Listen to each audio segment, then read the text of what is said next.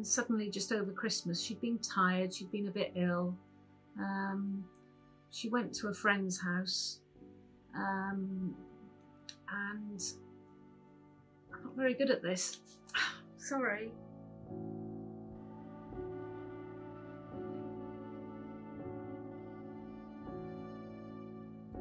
Claire was bubbly, full of life.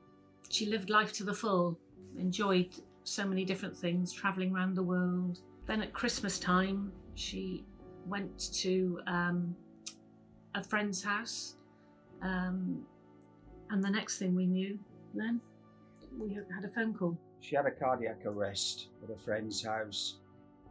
We had a phone call from a friend saying that Claire had collapsed.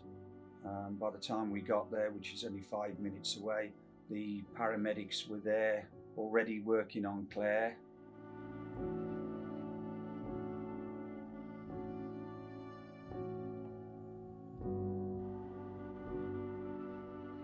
If you have a cardiac arrest, you're stopping the blood flowing to vital parts of your body.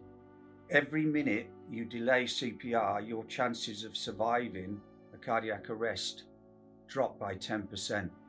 And another thing that's very, very important is not being scared to get a hold of a defib.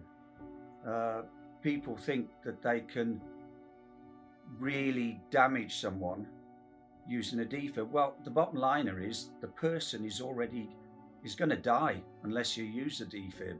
A defib will save a person's life. You can't harm anyone, or it's difficult to harm anyone.